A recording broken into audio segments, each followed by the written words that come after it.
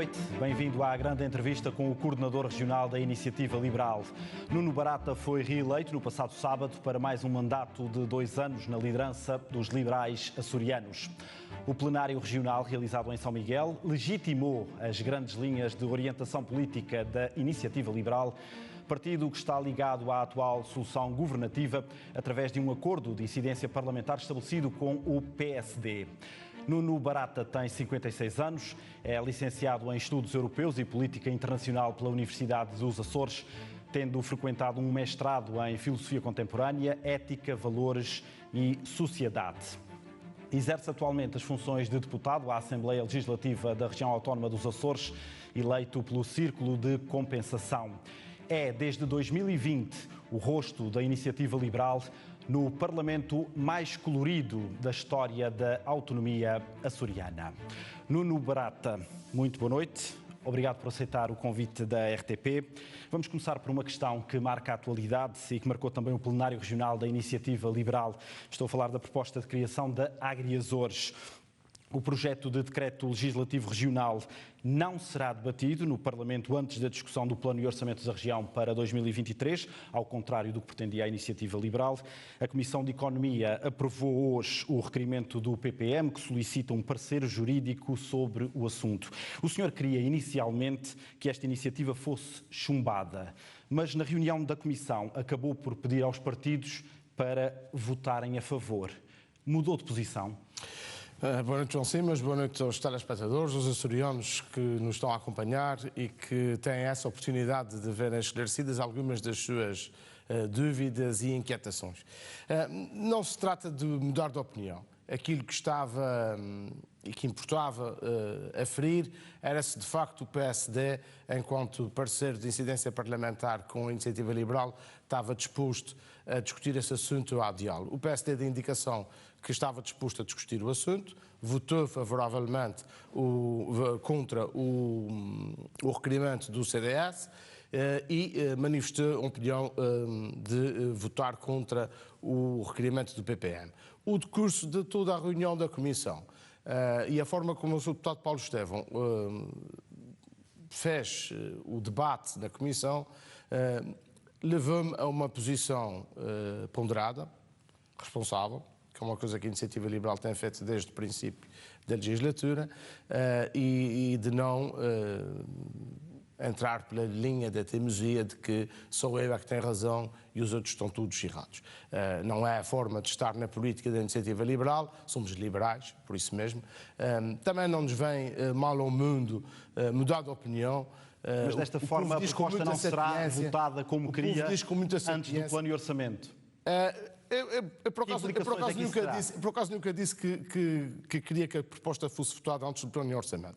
O que eu disse foi que queria que o PSD desse uma indicação. Aliás, nas minhas palavras no plenário eu disse: o PSD tem já no próximo dia 3 uma oportunidade de demonstrar que quer discutir esse assunto e que quer reformar o setor público empresarial regional, chumbando esses dois requerimentos. Não foi esse o entendimento e exortei exatamente ao PS e ao PSD que votassem a favor do requerimento do PPM, porque eu entendo que depois das dúvidas levantadas pelo Sr. Deputado Paulo Estevão e tendo em conta a forma como elas foram colocadas, que apesar de eu estar seguro de que a iniciativa, que demorou quase um ano a preparar, que está há 5 meses na Comissão, da qual eu tenho muitos pareceres técnicos, aliás, tenho um parecer técnico que já foi pedido a um jurista depois do requerimento do PPM ter dado a entrada. Apesar disso tudo, eu não quero ficar de forma alguma perante a opinião pública regional como aquele que teima sozinho contra um adamastor.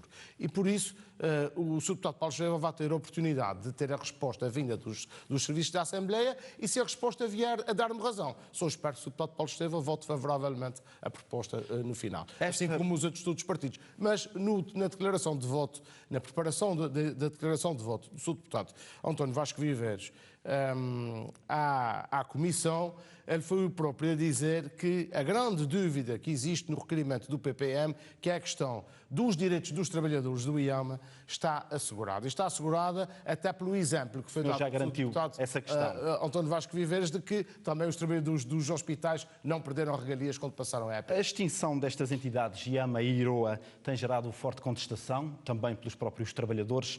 O que é que o leva a insistir nesta proposta de criação da Agri Açores? A simples convicção de que... Há aqui um braço de ferro também, não, político. Nós não podemos gerir a política açoriana com braços de ferro. A política açoriana é uma coisa que tem sido gerida nos últimos anos com maiorias absolutas. E maiorias absolutas que não redundaram em resultados melhores do que aqueles que nós estávamos à espera.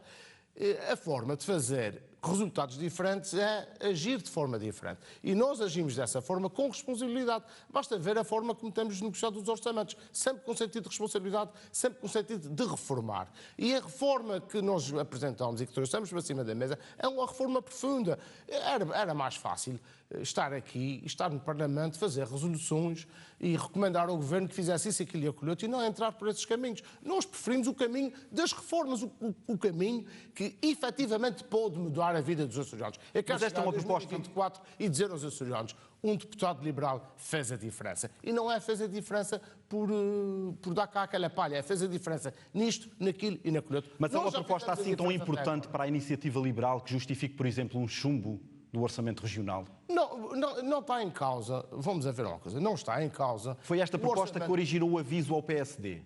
Mas o aviso em relação ao acordo de incidência parlamentar é muito diferente em relação ao orçamento. Em relação ao plano e ao orçamento, há duas linhas vermelhas. Essas duas linhas vermelhas foram apresentadas a quando da apresentação da anteproposta do plano. Não tem nada a ver com o acordo de incidência parlamentar. O acordo de incidência parlamentar é um acordo de estabilidade para 4 anos, que foi assumido entre a Iniciativa Liberal e o Partido Social Democrata. Já vamos falar Se o Partido Social Democrata não o cumprir, porque é o Partido Social Democrata que tem que o cumprir, não é a Iniciativa Liberal, porque a Iniciativa Liberal não precisa do Partido Social Democrata para governar, é o Partido Social Democrata que precisa do acordo para governar. Já vamos falar em concreto do acordo. Precisa de cumprir esse acordo. Ainda em relação à proposta de criação da Agri Açores, tendo em conta que só será votada depois da discussão do plano de orçamento para 2023, o senhor vai exigir alguma garantia por parte do PSD em relação a esta matéria para viabilizar o orçamento da região? Eu acabei de dizer que esta não é condição nem linha vermelha. De qualquer forma, fica garantido por via do orçamento da região as transferências de verbas para o IAMA. Ora, aprovando a Agri Açores a seguir ao orçamento, ela pode entrar em vigor porque não mexe com a letra vão. Ou seja, as verbas não se vão alterar. Podem-se vir a alterar em 2024, 2025, por aí adiante. Mas pode muito bem criar-se a Agri Açores com as verbas que estarão no plano. Por acaso não estive a ver, mas até há um mapa onde há as transferências para os contratos de programa com o IAMA, passarão para a Agri Açores. As verbas que estarão no contrato de programa com o IROA passarão para a Agri Açores. Não é impedimento a que ela seja aprovada e que ela entre em funcionamento no primeiro trimestre do próximo ano. Mas entendemos que era de facto importante ouvir o parecer sobre aqueles 13 ou 14 pontos que o PPM tinha dúvidas, para não estarmos aqui sozinhos. Se bem que os sindicatos tiveram a oportunidade de... Porque a proposta esteve em discussão pública e os sindicatos não fizeram qualquer tipo de intervenção, mas depois quiseram ser ouvidos na Comissão para dizer uma generalidade. O Cessa também diz que não percebe bem isso o que é, mas não é oportuno fazer agora. Se essa proposta não for aprovada, for chumbada, mesmo depois do plano de orçamento da região estar aprovado, considera que é uma derrota política para si? É um sinal inequívoco de que O PSD não quer reformar aquilo que nós entendemos que é reformável sim, será uma derrota política para a Iniciativa Liberal, sem dúvida, e para mim pessoalmente, porque sou o rosto desta força política, mas obviamente que será também uma derrota para aqueles que se dizem reformistas, transformistas, que vão demonstrar que não são nem reformistas nem transformistas. Para fecharmos esta matéria, o senhor disse no plenário que o presidente do governo ou é ignorante, estou a citar, ou mente descaradamente aos açorianos. São acusações fortes. Mantenha essa posição. Eu mantenho, e aquilo que eu disse no plenário, o Sr. Presidente do Governo já teve a oportunidade de comentar e dizer que nessas circunstâncias muitas vezes as pessoas esticam-se. Ora, o Sr. Presidente do Governo vai-me perdoar, mas ele também se estica bastante. Tem uma capacidade elástica ainda maior do que a minha. E eu confirmo que aquilo que eu disse no plenário tem precisamente a ver com declarações do Sr. Presidente do Governo de que as empresas públicas não podem ser barrigas de aluguer de dívida. Ora, as empresas públicas, a dívida das empresas públicas entra no perímetro da dívida regional. Portanto, não há forma de encapotar aqui qualquer tipo. Mas essas declarações não podem contribuir para deteriorar as relações com o PSD? Olha, as declarações públicas de uma parte ou da outra podem servir para aquilo que as pessoas quiserem. Uma coisa é certa, a Iniciativa Liberal tem tido uma atitude construtiva, responsável, digo, reforço, muito responsável, de acordo até com a sua dimensão eleitoral, coisa que outras forças políticas não têm tido, inclusivamente o maior partido da coligação do governo. Às vezes parece que ganhou as eleições e não ganhou. E por isso a Iniciativa Liberal tem sido sempre muito comedida na forma como apresenta exigências, apresenta soluções. Agora, não me vão pedir que eu seja comedido na forma de dizer as coisas, porque isso é coisa que eu nunca fui e não vou ser, porque eu acho que os açorianos que votaram em mim era disso que estavam à espera, era que eu não fosse comedido na forma de dizer as coisas. Vamos olhar para o acordo de incidência parlamentar, tem vários pontos e estamos mais ou menos a meio da legislatura. Qual é neste momento a percentagem de cumprimento desse acordo? Mais de 50%? Sim, eu diria que o acordo está praticamente a ser cumprido. Há questões que são... houve um contratempo, por exemplo, na parte da agricultura, com uma comissão que não chegou a funcionar, mas que, entretanto, o Subsecretário da Agricultura reconhece que está a fazer um esforço nesta matéria, por forma a pôr essa comissão a funcionar. Nós acreditamos na reforma do setor. O Subsecretário... pelo menos diz que sim, que também acredita na reforma do setor. Aliás, o Subsecretário Regional da Agricultura sobre essa questão da Agriazores também manifestou alguma vontade de reformar, apesar de ter dito que não era o momento certo de o fazer, mas também tinha uma proposta entregue na Assembleia para reestruturar o setor. E neste ponto de vista nós temos tido algumas relações bastante boas com o Governo dos Açores, temos feito um esforço, temos conversado com todas as forças políticas, com o PAN, com o Bloco de Esquerda, com o Partido Socialista, com o Chega, com o CDS, com o PPM... Mas o senhor no plenário regional deixou críticas também ao CDS, PP e ao PPM, disse que o PSD tem sido subserviente aos seus dois parceiros de coligação. Em que situações, em concreto? É um pouco naquilo que eu disse há bocado. A Iniciativa Liberal tem sido responsável e tem tido noção da sua dimensão eleitoral. Muitas vezes o CDS e o PPM não têm tido essa noção e têm feito o PSD passar até por alguns constrangimentos que seria preferível que não passassem. Acho que o Vice-Presidente do Governo hoje esclareceu que não há qualquer tipo de desconforto entre os três isto a propósito da coligação. Do chumbo do PSD em relação ao requerimento do CDS-PP. Exato.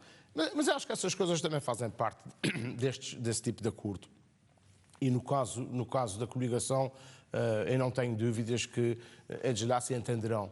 Eu, se fosse o líder do PSD, certamente não seria subserviente tanto ao PPM e ao CDS, seria provavelmente mais exigente que os meus. O acordo de incidência parlamentar que a Iniciativa Liberal estabeleceu foi apenas com o PSD.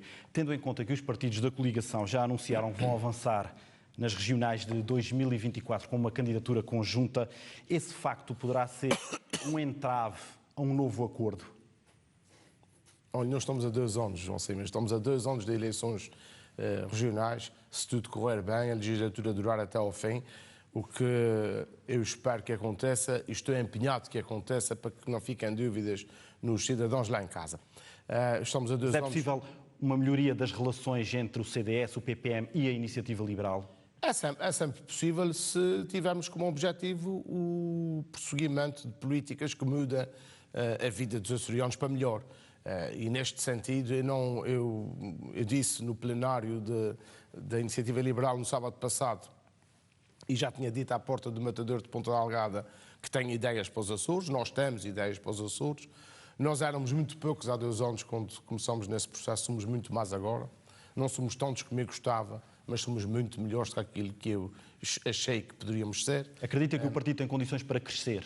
O partido tem condições para crescer eleitoralmente, tem condições para crescer em termos de representação parlamentar. E tem até onde é que pode chegar em termos de dimensão? Boa, o partido tem pessoas novas, eu sou dos mais velhos no partido neste momento.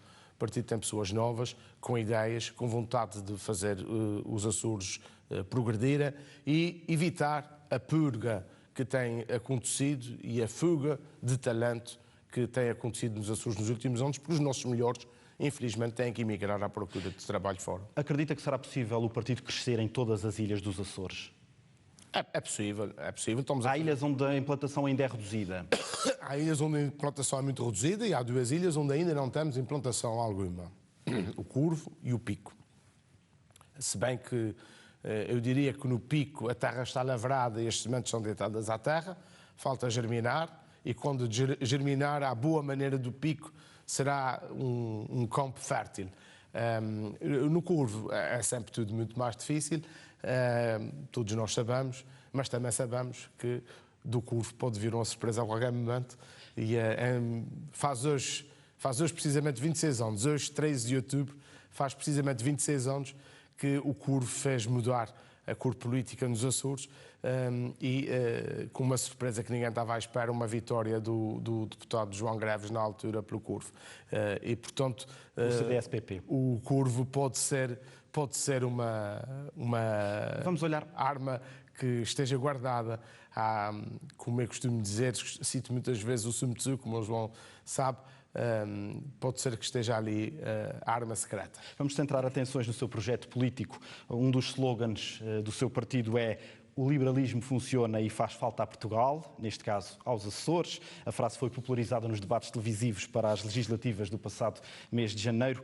No caso concreto dos Açores, o que é que a região pode ganhar com um projeto liberal? A região tem tudo a ganhar com um projeto liberal. Um projeto liberal muitas vezes é olhado como um projeto de liberalismo económico. Nós não defendemos só o liberalismo económico. Nós defendemos o liberalismo económico, mas defendemos também o liberalismo social. E a região só tem a ganhar com isso. Uma região mais livre, onde as pessoas possam pensar livremente, viver livremente, é sempre melhor do que o contrário. Eu costumo dizer que só tem medo do liberalismo quem tem medo da liberdade. Mas mesmo do ponto de vista do liberalismo económico, e os projetos políticos liberais pela Europa fora comprovaram, e os nossos concidadãos que imigram também o podem comprovar, porque imigram precisamente para países onde as economias são mais liberais, porque é aí que é mais fácil de progredir, é aí que é mais fácil de fazer sucesso. Os Estados Unidos, o Canadá, o Reino Unido, a Holanda, a Dinamarca, são bons exemplos disso. E é para esses países que os nossos imigram.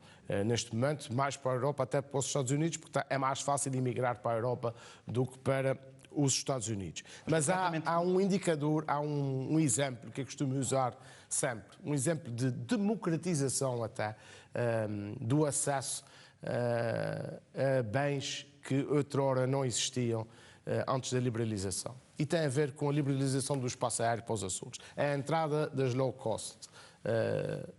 Há uma dúzia de anos atrás, Ryanair e EasyJet, no mercado liberalizado para algumas ilhas dos Açores, permitiu que muitos açorianos que antes não podiam viajar até Lisboa passassem a poder viajar até Lisboa. Numa altura em que ainda não havia o Partido de Iniciativa Liberal. Não havia o Partido de Iniciativa Liberal, mas já havia 3 movimentos liberais em Portugal, um dos quais eu fiz parte, e se o João se recorda e seguia, eu tinha uma coluna a 4 mãos no Jornal de Diário dos Açores que se chamava Coluna Liberal, ainda antes da Iniciativa Liberal existir, precisamente porque já defendia esse tipo de pensamento, que aliás era uma das alas do CDS ao qual eu pertenci e que não escondo de ninguém, porque pertenci com muito orgulho na altura e fiz a diferença também na altura.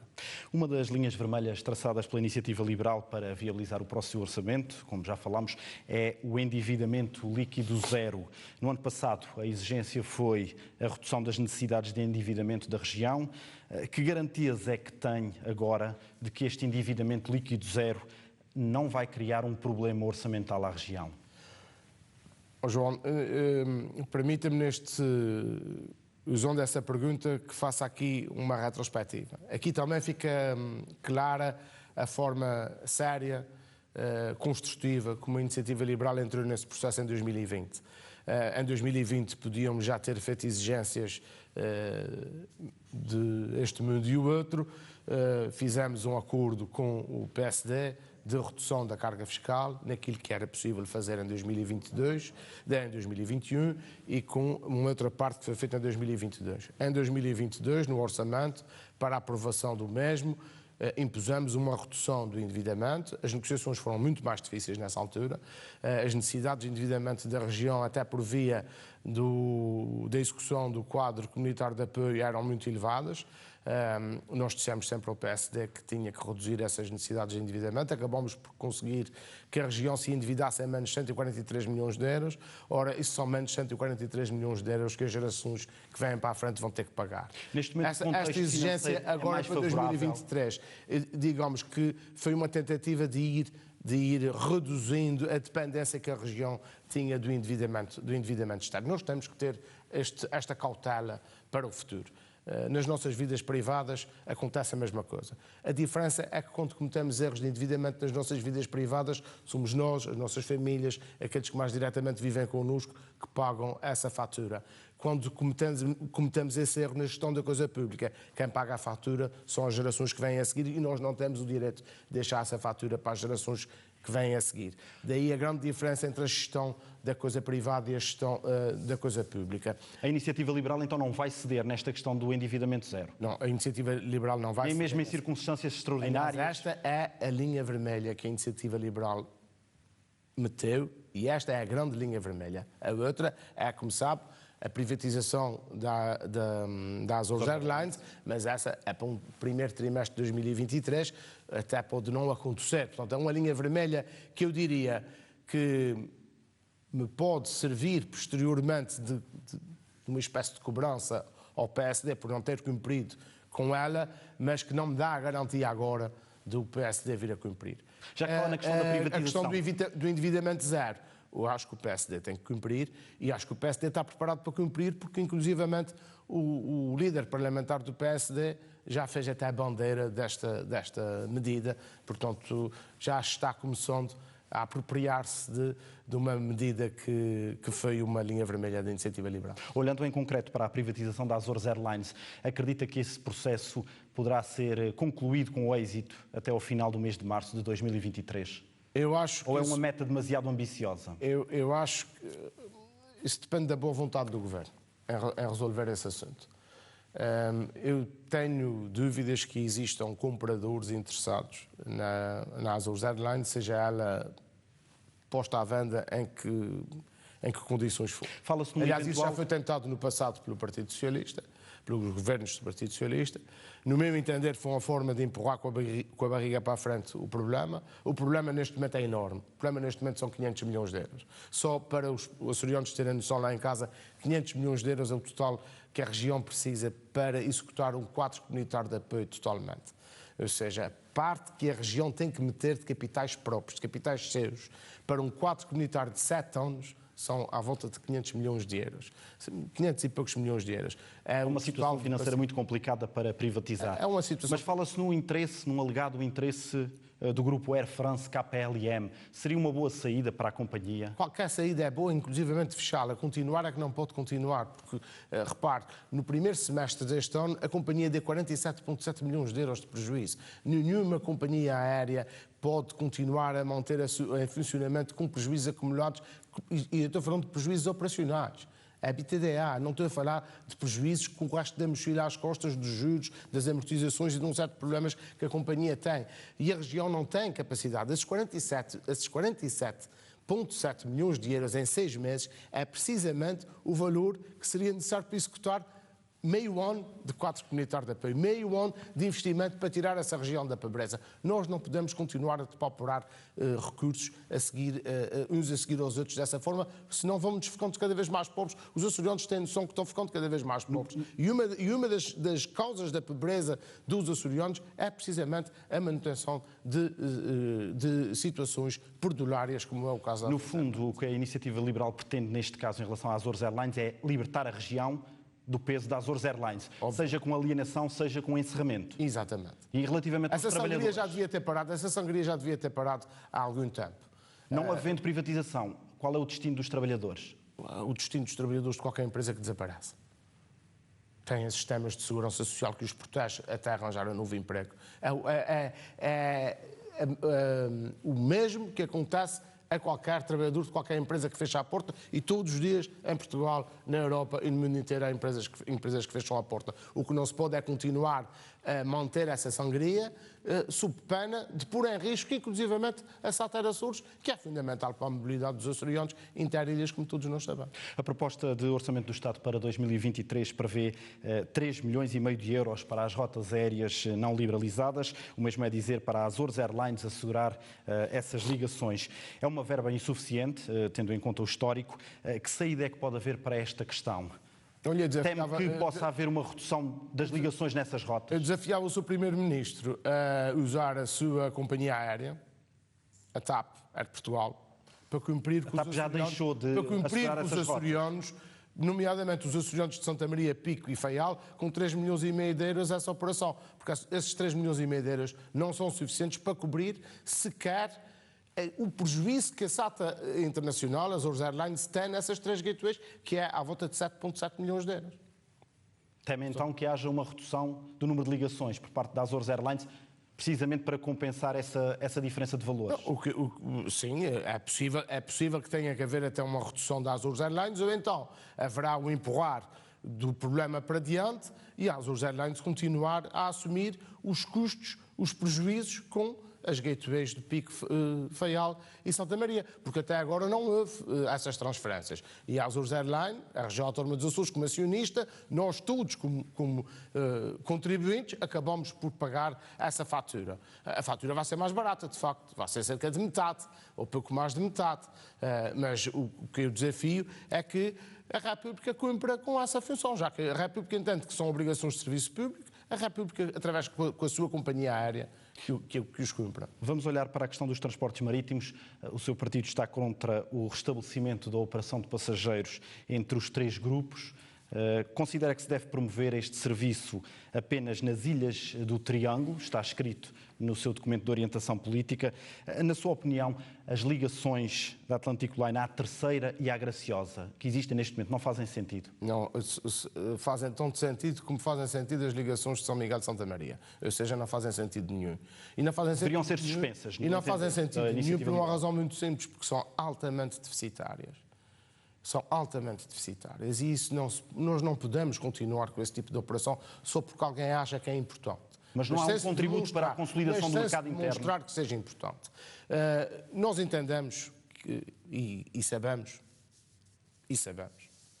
como é que se faz a reestruturação do transporte marítimo de mercadorias interilhas que resolve grande parte desses problemas. Agora, ninguém o quer fazer. Andam com estudos, propostas de estudos, resoluções para propor mais um estudo. E de estudo em estudo vai-se adiando a solução. E a solução passa por um sistema de incentivos de base regional, porque não podem ser incentivos comunitários, de apoio reestruturação da frota dos transportadores de tráfego local, sejam eles os existentes, sejam eles que queiram entrar de novo no sistema. Porque nós temos operadores de tráfego local capazes de garantir essa operação. Os operadores de tráfego local têm as suas frotas absolutamente desatualizadas, obsoletas mesmo. Porquê? Porque durante muitos anos o governo andou a ameaçar que ia fazer navios, que ia pôr navios no mercado, que ia transportar passageiros, que ia transportar carga sobre rodas em rampas ro-ro e, portanto, os armadores não investiram. Nós estamos, aliás, eu não sei se já na próxima semana não apresentaremos uma medida neste sentido, está em preparação, não está pronta ainda, está em preparação, um sistema de incentivos de base regional para, precisamente, obviar a essas necessidades dos armadores de tráfego local, que resolve os problemas da Graciosa, de Santa Maria e resolve os problemas também das Flores e de Curvo, eventualmente. Na área da educação, a Iniciativa Liberal defende um pacto político para a década e o envolvimento de toda a comunidade. Que pacto é este, concretamente? É precisamente um pacto que garanta uma melhoria do parque escolar, uma melhoria na autonomia das escolas, uma melhoria no acesso dos alunos a todas as ofertas letivas. Nós, inclusivamente, já reunimos com o Governo várias vezes sobre esse assunto, com a Sra. Secretária de Educação e dos Assuntos Culturais.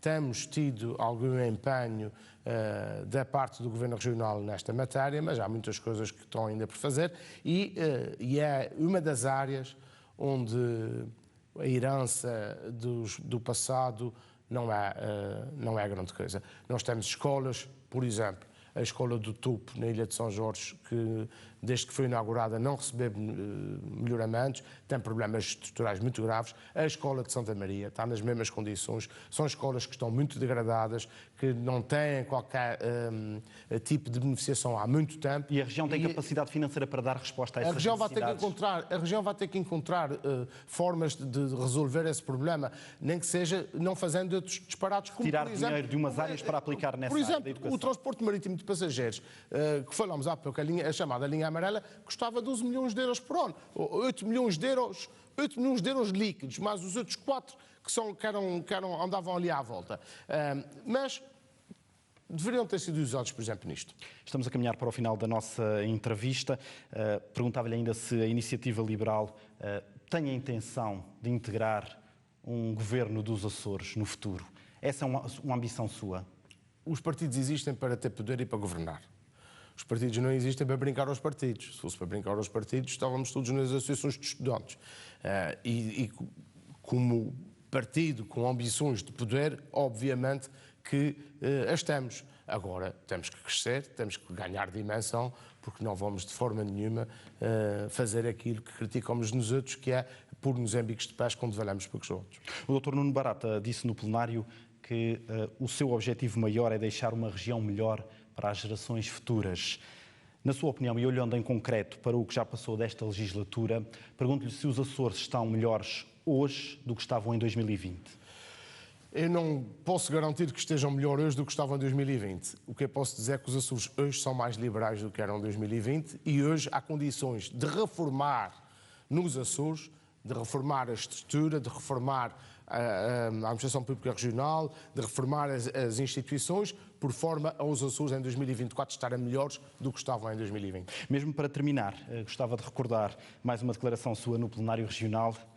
O Dr. Nuno Barata afirmou que, estou a citar, a Iniciativa Liberal tem a responsabilidade de travar o crescimento do socialismo e dos totalitarismos. Qual é, neste momento, o seu maior adversário político? É o socialismo. É o socialismo. Seja ele, venha ele de onde vier. Venha ele de onde vier. Relativamente aos totalitarismos, estava a referir-se ao Chega? Eu não estava a referir concretamente ao Chega, até porque o Chega nos Açores não é um partido totalitarista e nem sei bem se o Chega a nível nacional é totalitarista, se o que é. Mas o que é facto é que os totalitarismos e os extremismos estão a ganhar força pela Europa toda. E estão a ganhar força única e simplesmente porque os governos não resolvem os problemas das pessoas. Ora, eu estou empenhado em resolver os problemas das pessoas para que não chegamos ao ponto de termos que nos redimir de termos feito chegar ao poder partidos totalitaristas. Dr. Nuno Barata, o nosso tempo está esgotado. Agradeço mais uma vez a sua disponibilidade para vir à RTP Açores, na sequência do plenário regional da Iniciativa Liberal. Muito obrigado, eu é que agradeço e boa noite. Muito obrigado.